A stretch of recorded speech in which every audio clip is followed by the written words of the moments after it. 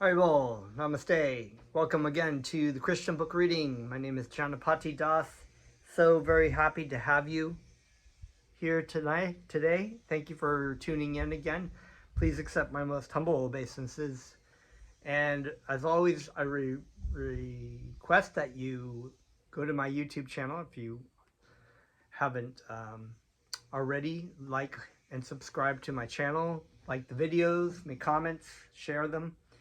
I have a lot of Krishna stories there and plenty to go, and I'm on the last part of the Krishna book, so your support is great. It's great to hear about Krishna and hear that. I also like to offer my most humble obeisances unto my spiritual guru, my spiritual teacher, Jagadguru Siddhaswarupananda Paramahamsa Srila Prabhupada, whose mercy is all that I'm made of. Everything I know about Krishna and Bhakti Yoga comes from him. And of course, to Bhaktivedanta Swami Prabhupada, who translated the Krishna book, I offer my most humble obeisances, my spiritual grandfather. Thank you very much. So, as always, we're going to start by hearing and repeating Krishna's names, which is the prime benediction for humanity at large. It's the most important activity that you can be doing in this material world. Hearing and repeating and remembering Krishna. So please join along.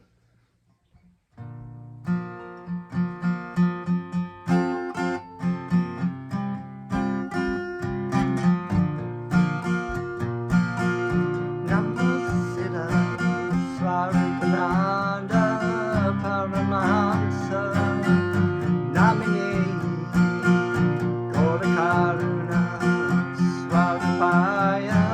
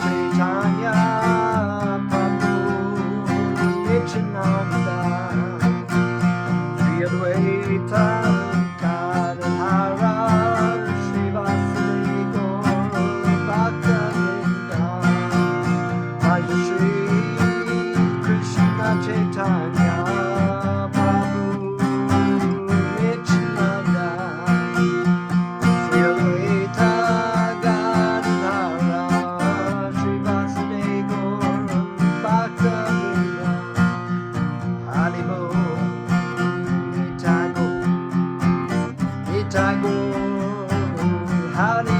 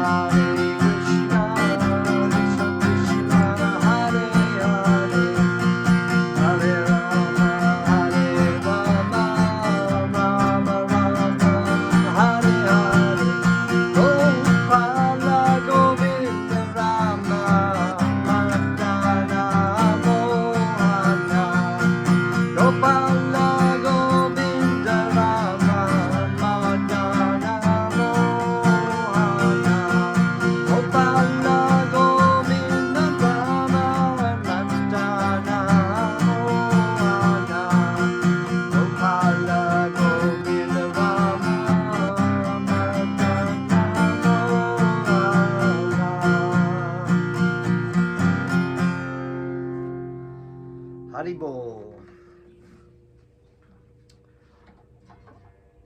Om Namo Bhagavate Vasudevaya.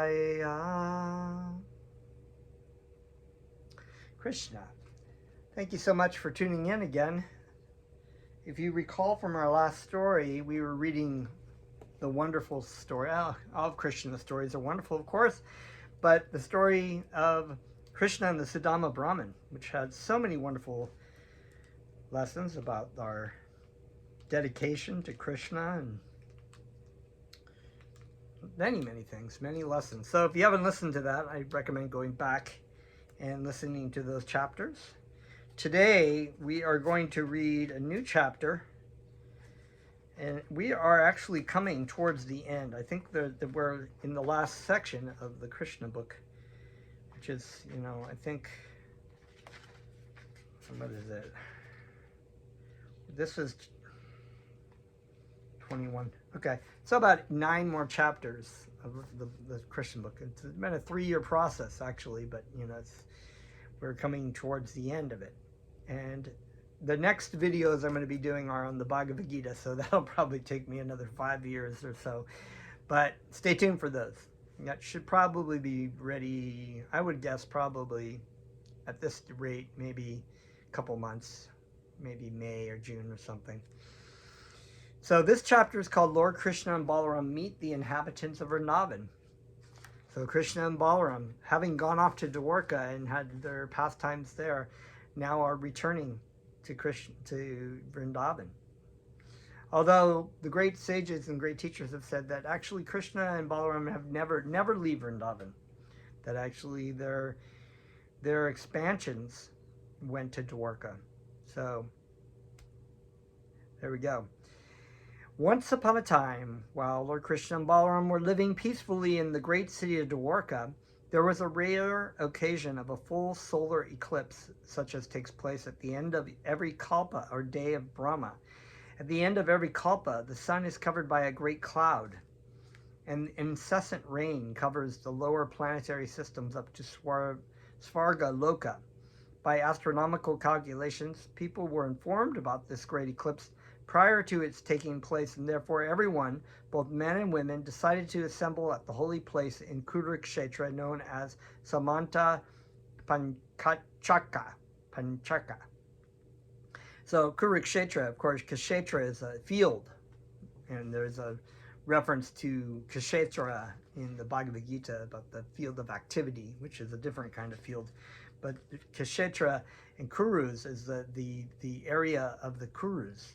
But this location was also known as a very auspicious place, and a lot of things take place there, including the Battle of Kurukshetra, the meeting of the great sages of Naimisharanya, and so this is a very holy place, actually. That's why they refer to it as the holy place of Kurukshetra.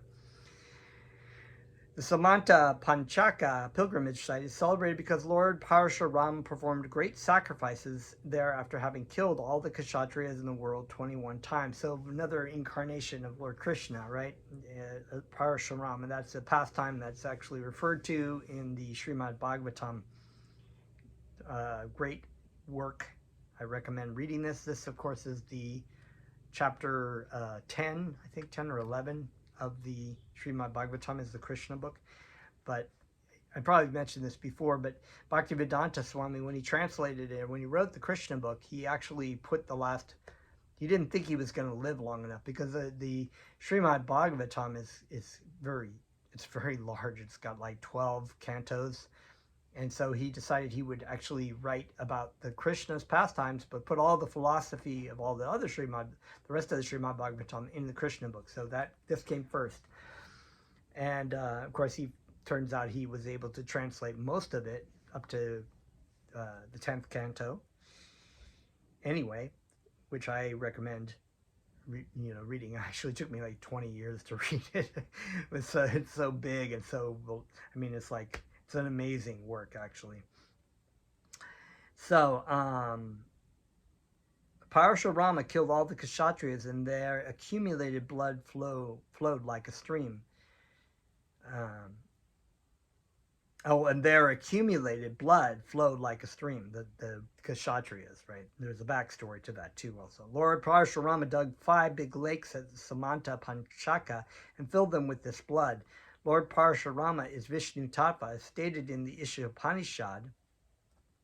Vishnu Tattva cannot be contaminated by any sinful activity, and although Parashurama is fully powerful and uncontaminated, in order to exhibit ideal character, he performed great sacrifices at Samanta Panchaka to atone for his so-called sinful killing of the Kshatriyas. By his example, Lord Parashurama established that the killing art, although sometimes necessary, is not good. So, once again, another example of Krishna showing examples of how people should live in the material world. It's not like, okay, let's just go kill everybody.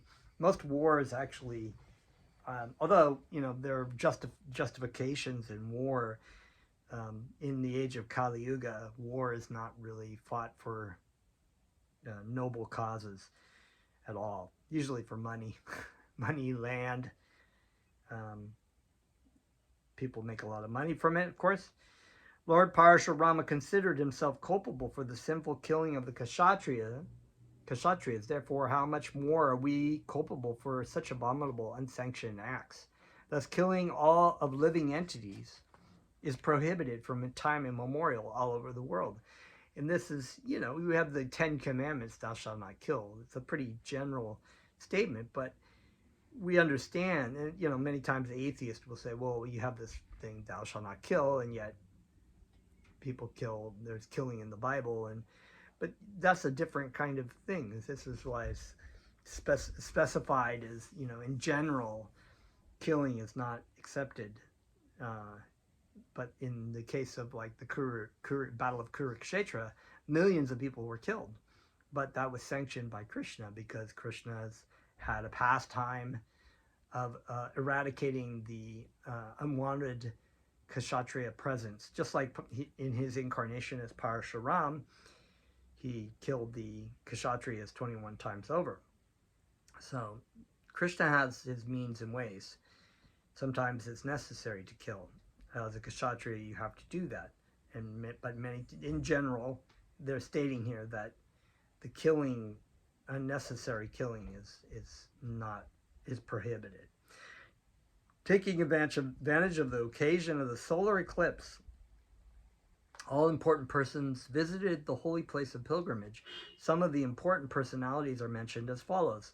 Among the elderly persons there were Akura, Vasudeva, and Ugrasena. So here we have, of course, some more characters from our past there, right? Akura, who is the uncle of Krishna, who brought Krishna to Mathura originally, and there's much pastimes there we've read about before. Vasudeva, of course, the father of Krishna, the quote-unquote father, who was imprisoned by King Kamsa, and Ugrasena, the grandfather of the leader of the Yadu dynasty, right? Ugrasena, who was imprisoned by his son, King Kamsa. Among the younger generation, there were Gada, Pradyuma, Samba. Gada, I'm not real sure, maybe a son of Krishna. Pradyuma and Samba, of course, offspring of Krishna. And many other members of the Yadu dynasty who had come there with the view to atone for sinful activities accrued in the course of discharging their respective duties. So here we have Kshatriyas who have to kill, but they're also setting the example as good devotees of Krishna to atone for the killing. They actually have to kill a bit. There's a lot of battles. They kill animals in the forest to protect the so there is a lot of karma occurred for that. So they also set that example. Because almost all the members of the Yadu dynasty went to Kurukshetra, some important personalities like Aniruddha, the son of Pradyuma, Aniruddha, of course, the grandson of Krishna, and Kritavarma, the commander-in-chief of the Yadu dynasty, along with Shuchandra, Shuka, and Sharana, remained in Dwarka to protect the city. So that sounds like maybe people who are in the Yadu dynasty that are protecting Dwarka from any kind of unnecessary attacks. All the members of the Yadu dynasty were naturally very beautiful, and yet on this occasion they appeared duly decorated with gold necklaces and flower garlands, dressed in valuable clothing and properly armed with their respective weapons. Their natural beauty and personalities were 100 times enhanced. The members of the Yadu dynasty came to Kurukshetra in their gorgeously decorated chariots, resembling the airplanes of the demigods, pulled by big horses that moved like the waves of the ocean. And some of them rode on sturdy, stalwart elephants that moved like clouds in the sky. Their wives were carried on beautiful palanquins by beautiful men whose features resembled those of Vijayadaras. The entire assembly looked as beautiful as an assembly of the demigods of heaven. I think Vijayadaras are like angel, like heavenly planet kind of people. After arriving in Kurukshetra, the members of the Yadu dynasty took their baths ceremoniously with self-control as enjoyed in the Shastras, the scriptures, right? And they observed fasting for the whole period of the eclipse in order to nullify the reactions of their sinful activities. Since it is a Vedic custom to give in charity as much as possible during the hours of the eclipse, the members of the Yadu dynasty distributed many hundreds of cows in charity to the Brahmanas. All those cows were fully decorated with nice dress and ornaments. The special feature of these cows was that they had golden ankle bells and flower garlands on their necks. So it's a really important point that the Vedic system was the original system for society that had rules and regulations to regulate the living entities while they're in the material world. You can see that sort of a spin-off in different kind of religious paths. So all religious paths have some kind of fasting. They have a charity like Islam. You know, my former, many years ago, I followed Islam for a couple of years, and they have different pillars of faith, you know, that you follow. And one of them is a type of fasting on Ramadan, which is a little different than Vedic fasting because you eat in the morning and then you don't drink water or food during the day, and this is for the whole month. And at nighttime you eat.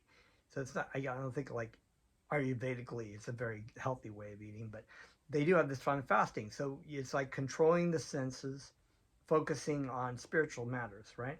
Just like they were saying here. And there's a bathing thing, and it, you know, I think there's also fasting in the Catholicism where you have Lent and you don't take meat.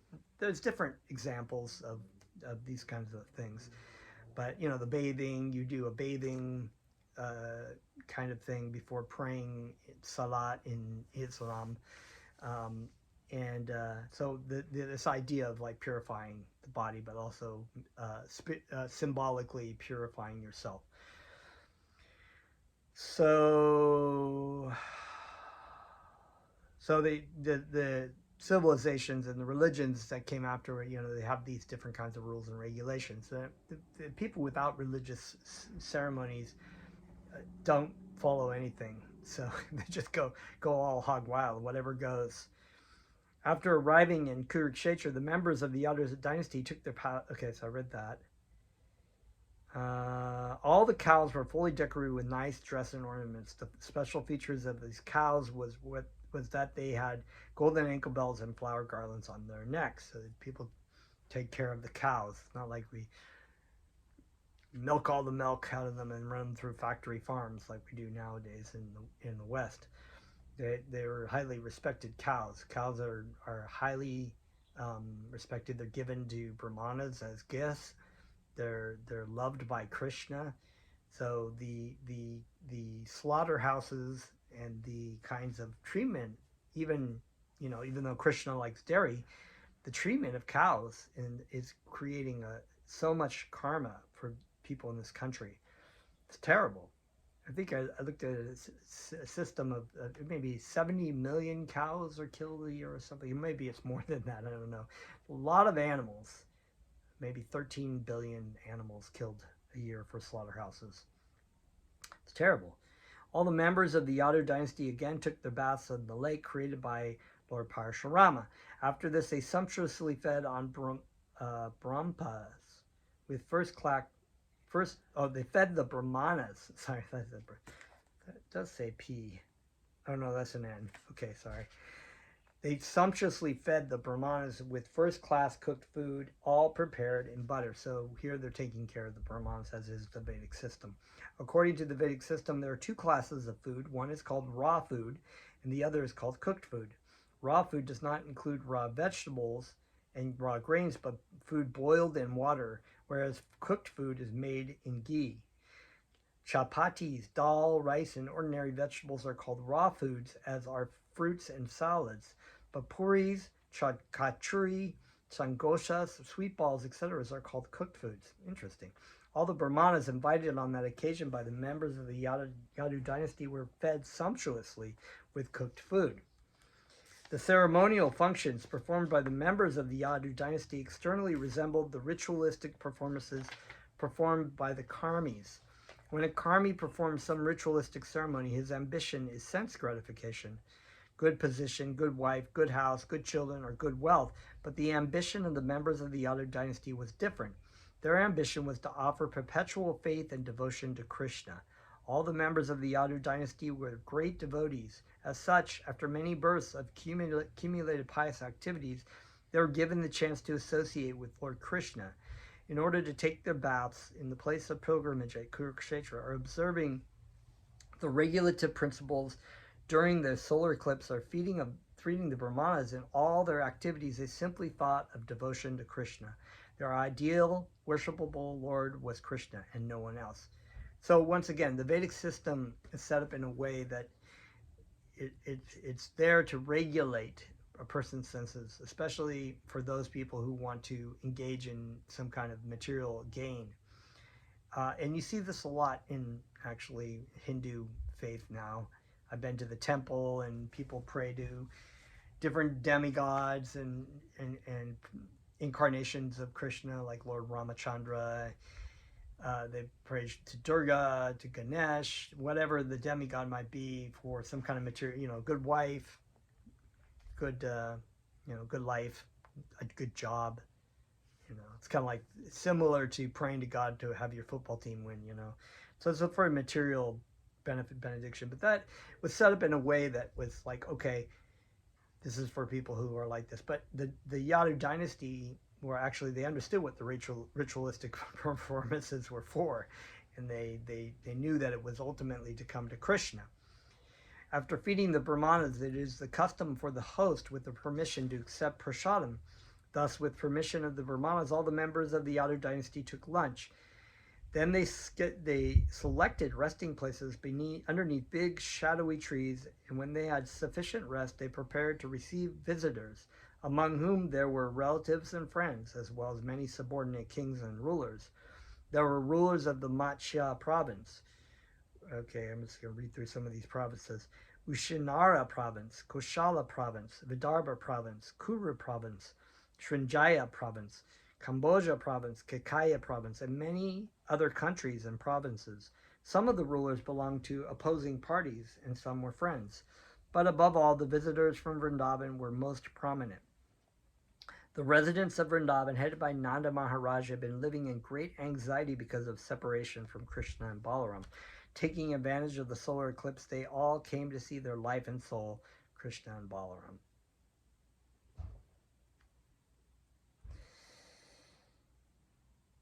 The inhabitants of Vrindavan were well-wishers and intimate friends of the Yadu dynasty. This meeting of the two parties after long separation was a very touching incident. Both the Yadu and the residents of Vrindavan felt such great pleasure in meeting and talking together that it was a unique scene. Meeting after long separation, they were all jubilant. Their hearts were throbbing, and their faces appeared like fresh, bloomed lotus flowers. There were drops of tears falling from their eyes. The hair on their body stood on end, and because of their extreme ecstasy, they were temporarily speechless. In other words, they began to dive in the ocean of happiness. While the men were meeting in that way, the women were also meeting one another in the same manner. They were embracing each other in great friendship, smiling very mildly, and looking at one another with much affection.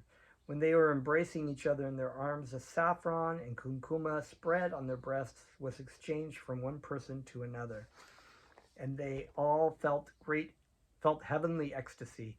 Due to such heart heart embracing. Torrents of tears glided down their cheeks.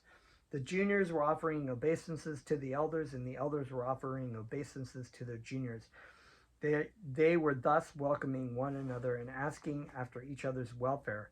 Ultimately, however, all their talk was only of Krishna. All the neighbors and relatives were connected with Lord Krishna's pastimes in this world, and as such, Krishna was the center of all their activities. Whatever activities they performed, social, political, religious, or conventional, were transcendental. So this is how devotees, when they come together, and they ideally, in most cases, whatever their focus is on Krishna. And so when devotees of Krishna come together and chant, they may be, whatever. They may be people that have had animosity or issues with each other, but when they focus on Krishna, then it's a wonderful scene, and it's almost a love fest, a love scene for the love expressed between devotees is centered on Krishna. And this is what Jesus Christ has taught, that you should love the Lord with your whole heart and your whole mind, your whole being. And second, like unto it, you love your neighbor as yourself. So if you focus your love on Krishna, it's very easy to understand that other living entities are not just your brothers and sisters, that's true, but also in the sense that they are spirit souls. They are children of God, and Krishna is in each and every one of their hearts. So when you say namaste, or when you offer your respects to other devotees, or even not devotees for that matter, of Krishna, you should be respectful, because you're actually offering respect to Krishna and to the devotee and to the living entity within the body. The real elevation of human life rests on knowledge and renunciation. As stated in the Srimad Bhagavatam in the first canto, devotional service rendered to Krishna automatically produces perfect knowledge and renunciation. So you remember in the story in the Bhagavad Gita, Krishna was telling Arjuna, because Arjuna wanted to go off and be a renunciate, quote unquote, renunciate, without really understanding what exactly that means. So a true renunciate is one who actually understands that everything is owned and controlled by Krishna, and that everything should be used in the service of Krishna. So that doesn't mean that I'm going to go to the forest and just give up my life as a father or teacher. It's kind of like me saying, okay, I'm just going to leave off to the, Monowilly or something and camp out there in my loincloth, and just leave my wife and my children and my duties to my spiritual master behind and just focus on Krishna. This is renunciation. You engage in the material world, in your occupational duties, in the service of Krishna. So all these great warriors of the Yadu, they were warriors. They're doing what they need to do in this particular life. That's what Krishna is also telling us to do. So it says here, that is a symptom of all knowledge, because their minds were always engaging in Krishna. They were automatically freed from all material activities. So they may be engaging in material activities, but they're not attached to the karmic reactions of such activities, because everything is done for Krishna. The stage of life is called Yukta Vairaga. As enunciated by Srila Rupa Goswami, knowledge and renunciation therefore do not mean dry speculation and renunciation of activities. Right?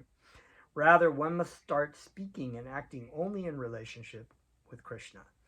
And that's why Krishna tells Arjuna in the Bhagavad Gita, just, fight for me in this battle, and do it as an offering for me without the attachment to the reactions.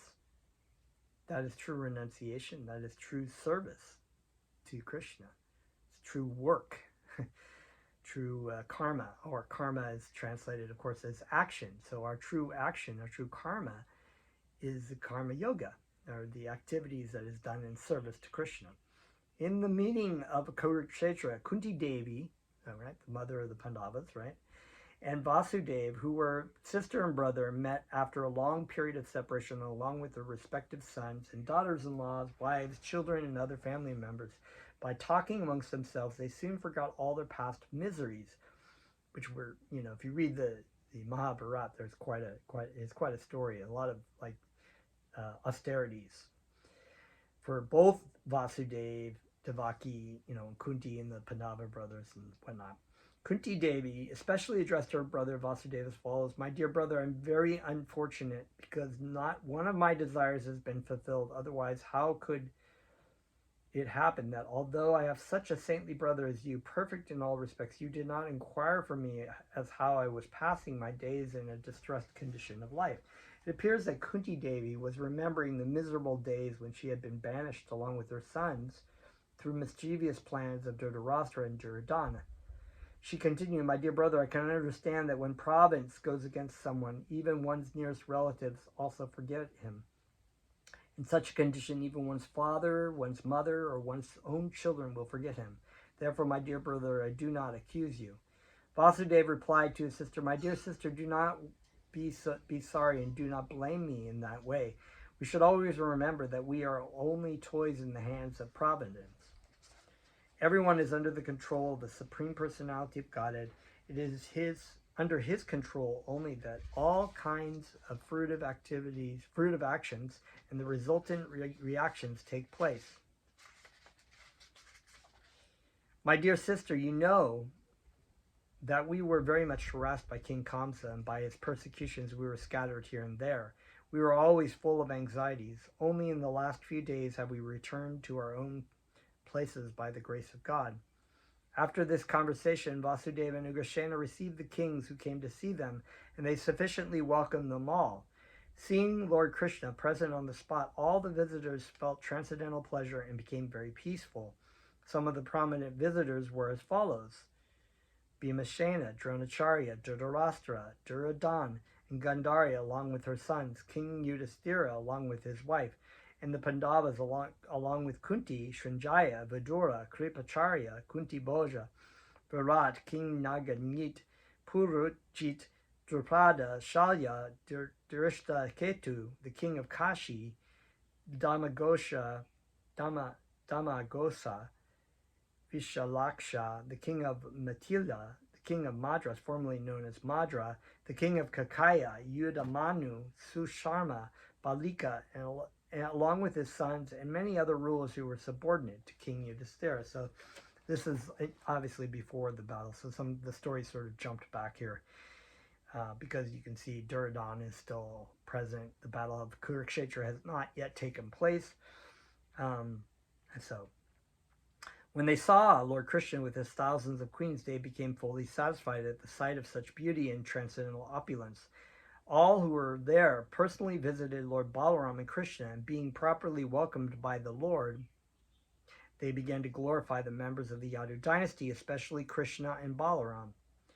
Because he was the king of the Bhojas, Ugrasena was considered the chief Yadu, and therefore the visitors specifically addressed him, "Your Majesty, Ugrasena, king of the Bhojas." Factually, the Yadus are the only persons within the world who are perfect in all respects. All glory unto you. All glories unto you. All glories unto you. The specific condition of your perfection is that you are always seeing Lord Krishna, who is sought after by many mystic yogis, undergoing severe austerities and penances for numbers of years. All of you who are in direct touch with Lord Krishna at every moment.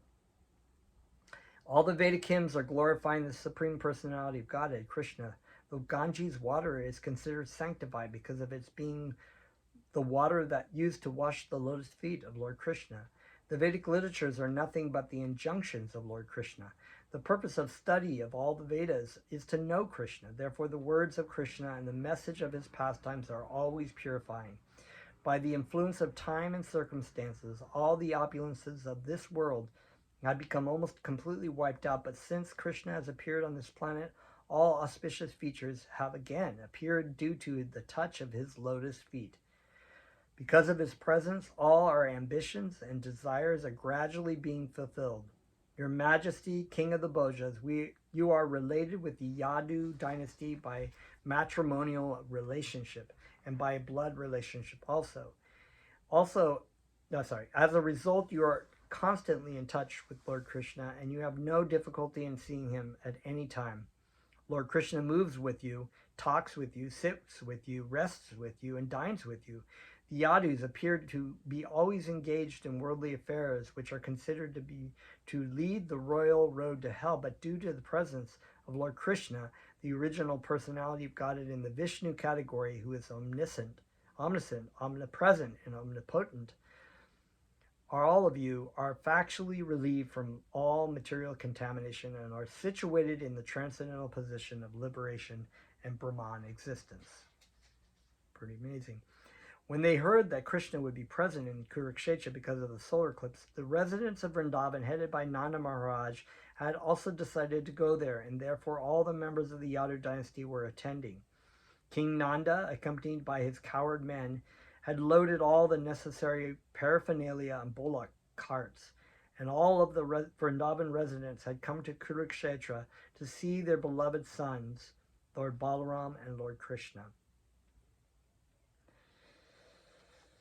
When the coward men of Vrindavan arrived in Kurukshetra, all the members of the Yadu dynasty became most pleased. As soon as they saw the residents of Vrindavan, they stood up to welcome them, and it appeared that they had again regained their life. Both had been very eager to meet, and when they actually came forward and met, they embraced one another to their heart's satisfaction and remained in embrace for a considerable time. As soon as Vasudeva saw Nanda Maharaj, he jumped and ran over to him and embraced him very affectionately.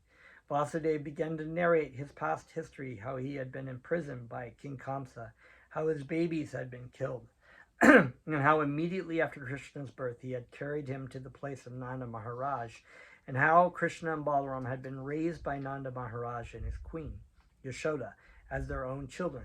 Similarly, Lord Balaram and Krishna also embraced King Nanda and Mother Yashoda, and then offered their respects unto their lotus feet by bowing down. A reminder of how, once again, Krishna and Balaram, the Supreme Personality of Godhead, are setting the example of devotee children to offer their respects to their parents, devotee parents. That's something we people do in this society, pay their obeisances at all to their parents. They hate their parents. They kill their parents sometimes, Because of their filial affection for Nanda and Yashoda, both Lord Krishna and Balaram became choked up, and for a few seconds they could not speak. The most fortunate King Nanda and Mother Yashoda placed their sons on their laps and began to embrace them to their full satisfaction. Because of separation from Krishna and Balaram, both King Nanda and Yashoda had been merged in great distress for a very long time. Now, after meeting them and embracing them, all their sufferings were mitigated. After this, Krishna's mother Devaki and Balaram's mother Rohini both embraced Mother Yashoda. They said, "Dear Queen Yashoda Devi, both you and Nanda Maharaj have been great friends to us, and when we remember you, we are immediately overwhelmed by the thought of your friendly activities. We are so indebted to you that even if we were to return your benediction by giving you the opulence of the King of Heaven, it would not be enough to repay you for your friendly behavior. We shall never forget your kindly behavior towards us. When both Krishna and Balaram were born, before they even saw their real father and mother, they were entrusted to your care, and you raised them as your own children, fostering them as birds take care of their offspring in the nest.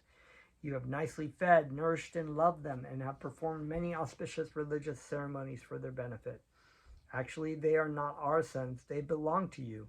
Nanda Maharaj and yourself are the real father and mother of Krishna and Balaram. As long as they were under your care, they had not even a pinch of difficulty under your protection. Under your protection, they were completely out of the way of all kinds of fear. This most affectionate care which you have taken for them is completely befitting your elevated position. The most noble personalities do not discriminate between their own sons and the sons of others, and there cannot be any personalities more noble than Nanda Maharaj and yourself. As far as the gopis of Vrindavan were concerned, from the very beginning of their lives, they did not know anything beyond Krishna. Krishna and Balaram were their life and soul. The gopis were so attached to Krishna that they could not even tolerate not seeing him momentarily when their eyelids blinked and impeded their vision. They condemned Brahma, the creator of the body, because he foolishly made eyelids which blinked and checked their seeing Krishna. So this is the relationship of conjugal love that the gopis have with Krishna, that, many people in the world have this sort of awe and reverence relationship with God. To criticize the creator of the universe, Lord Brahma, is considered, oh, no, we don't want to do that. But here the gopis are not afraid to criticize Lord Brahma because he made eyelids and they can't see Krishna 24/7, right? Because they were separated, they had been separated from Krishna for so many years, the gopis, having come along with Nanda Maharaj and Mother Yashoda, felt intense ecstasy in seeing Krishna. No one can even imagine how anxious the gopis were to see Krishna again. As soon as Krishna became visible to them, they took him inside their hearts, through their eyes, and embraced them to their full satisfaction. Even though they were embracing Krishna only mentally, they became so ecstatic and overwhelmed with joy that for the time they completely forgot themselves. The ecstatic trance which they achieved simply by mentally embracing Krishna is impossible to achieve even for great yogis constantly engaged in meditation on the Supreme Personality of Godhead. Krishna could understand that the gopis were wrapped in ecstasy by embracing him in their minds, and therefore, since he is present in everyone's heart, he also reciprocated and embracing from within.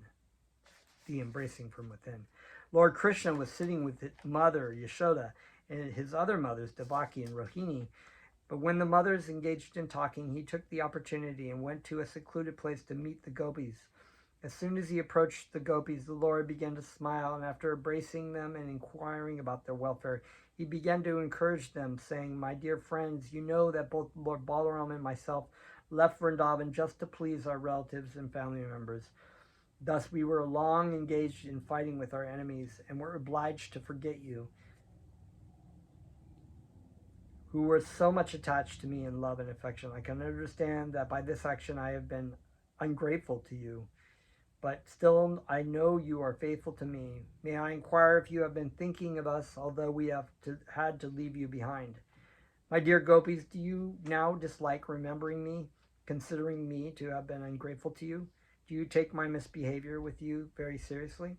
After all, you should know it was not my intention to leave you. Our separation was ordained by Providence, who after all is a supreme controller and does what as he desires. He causes the intermingling of different persons and again disperses them as he desires.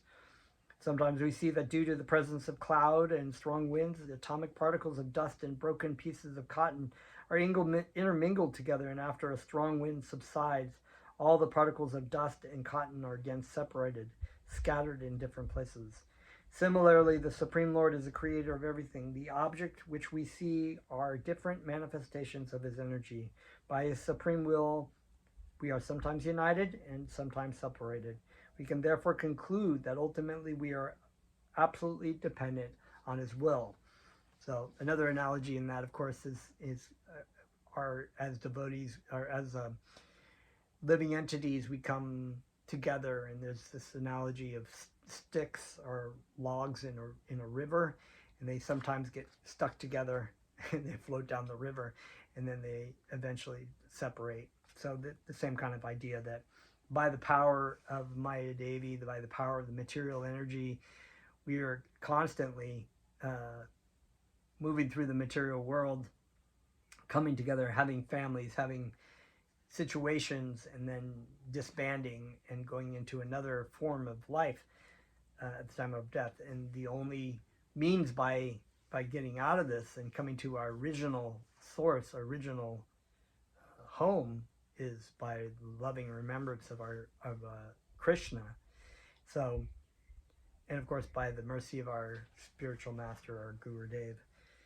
Fortunately, we have developed loving affection for you.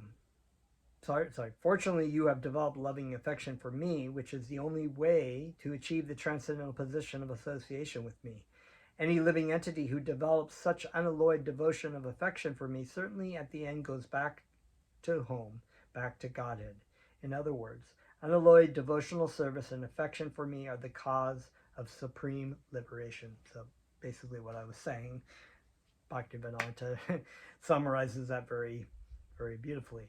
My dear Gopi friends, you may know from me that it is my energies which are acting everywhere. Take, for example, an earthen pot.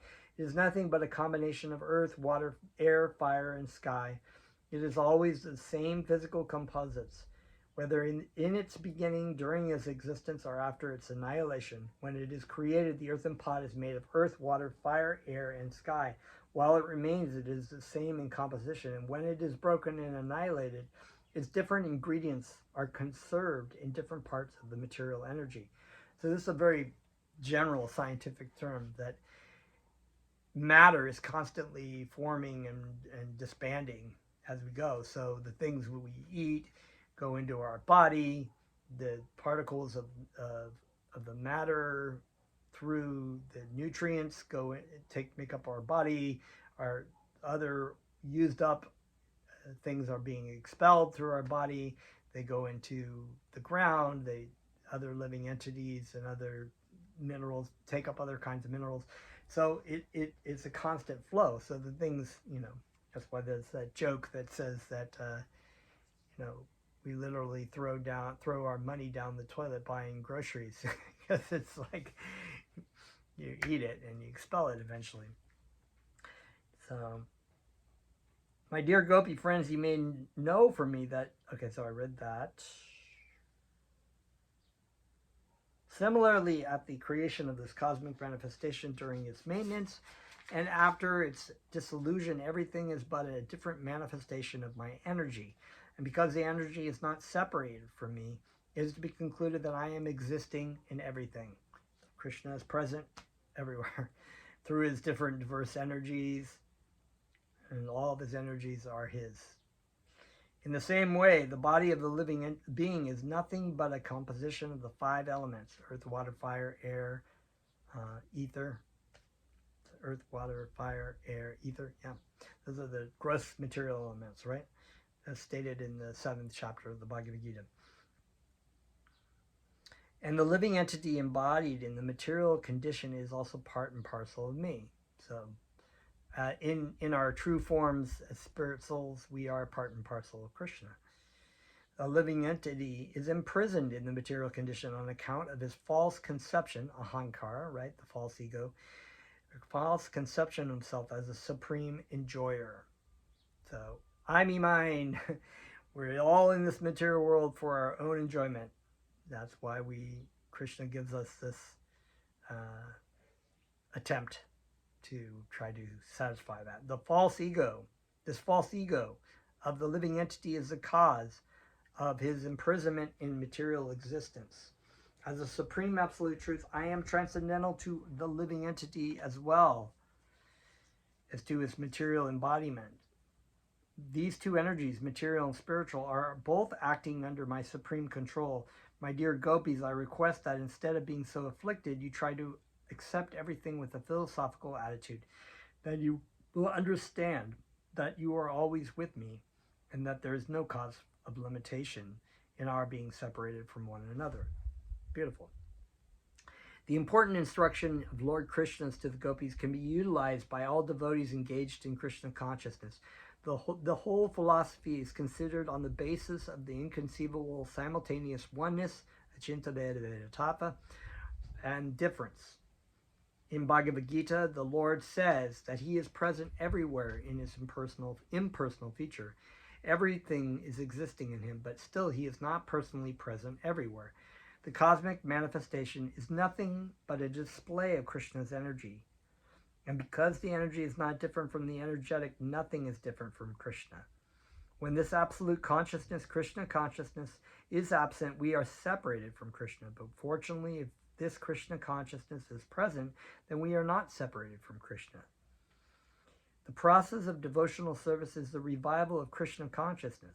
And if the devotee is fortunate enough to understand that the material energy is not separated from Krishna, then he can utilize the material energy and its products in the service of the Lord. Beautiful summary, completely beautiful summary.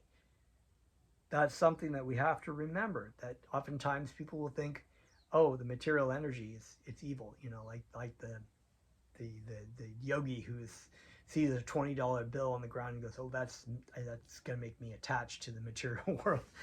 No, we have to understand everything animate and inanimate is belonged and owned by Krishna, but he gives us, through his mercy, the opportunity to utilize this material energy, especially including our body, our mind, our time, our energy, everything that we're affected by in this material world, we can utilize back in the service of Krishna in love. And this is a purifying attitude, and it is the goal, and it is the means. Bhakti yoga, sadhana bhakti and bhakti yoga are both the same in the sense that we are engaging in a practice of bhakti yoga, but once we reach bhakti yoga, we continue, but in pure consciousness.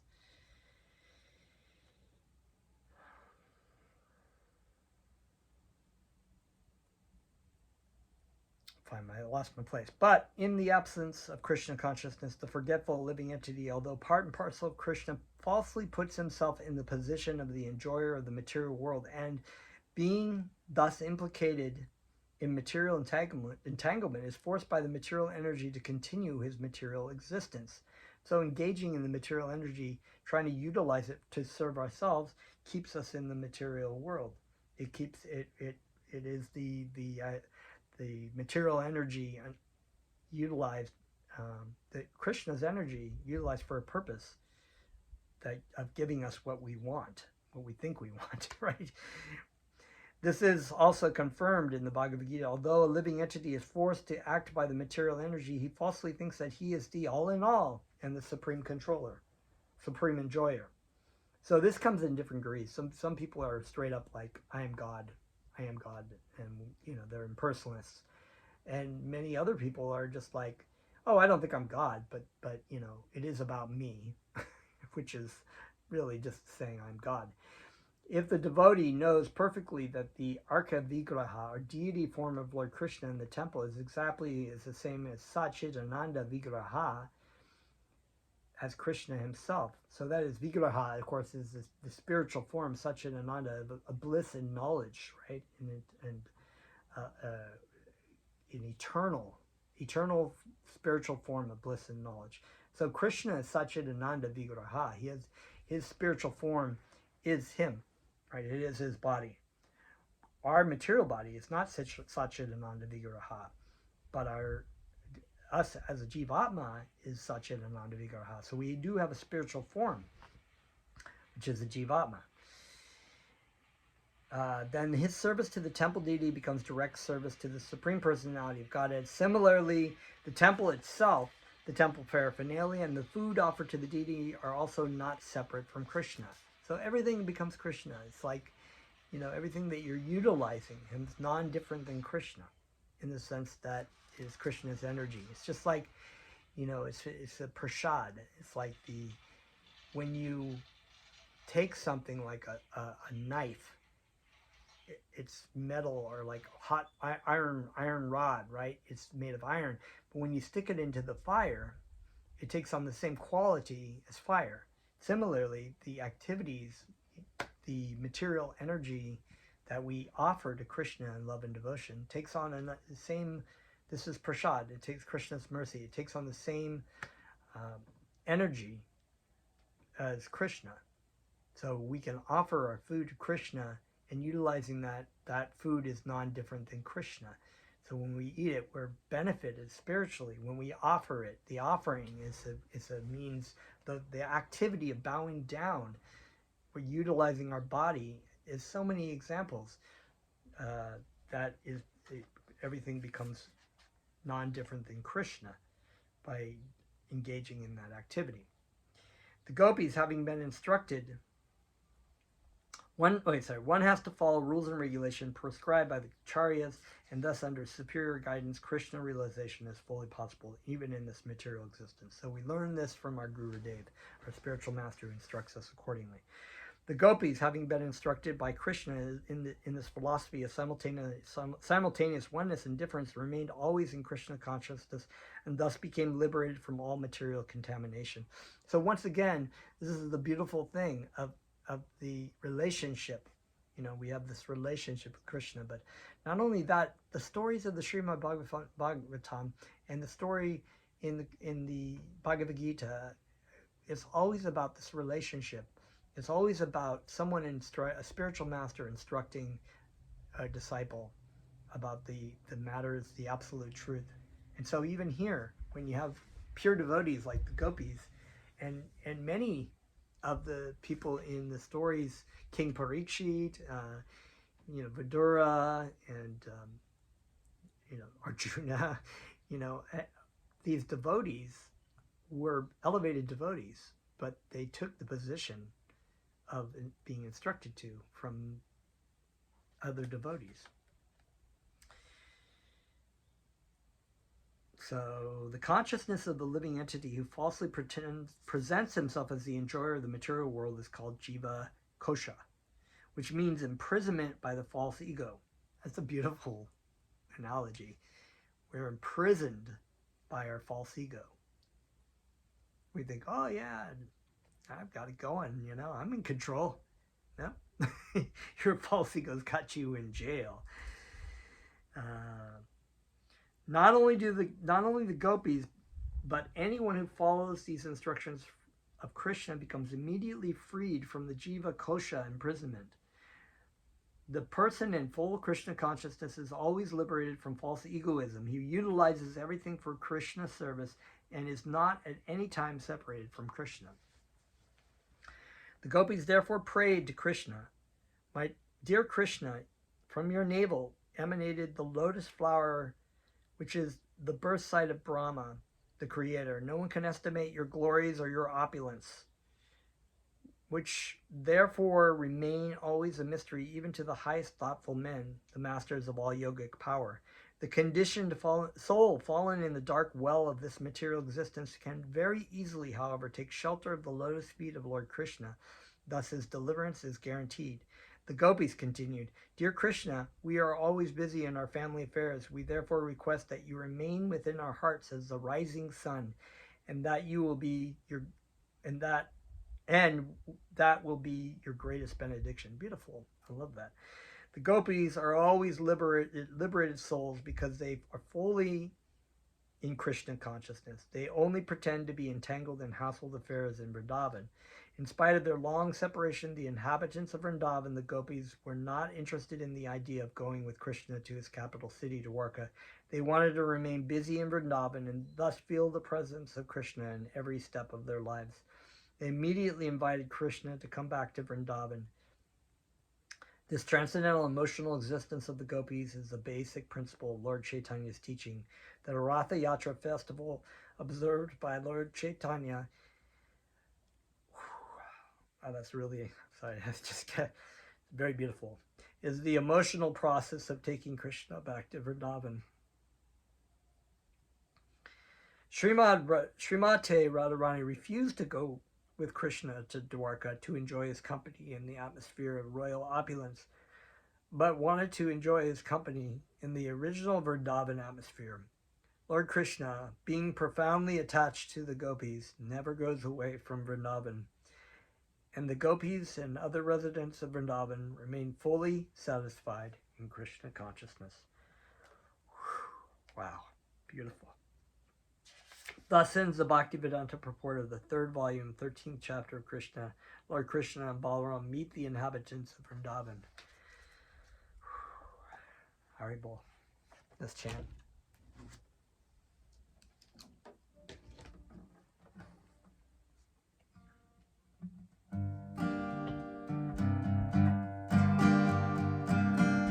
Namo Siddha Swarupananda Paramam Sanamine Gora Karuna Swarupaya Radha Krishna Prastaya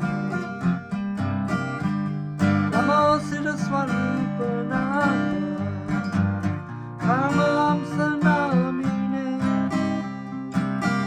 Gora Karuna Swarupaya Radha Krishna Prastaya Vacha Shri Krishna Chaitanya Prabhu Nityananda Shri Advaita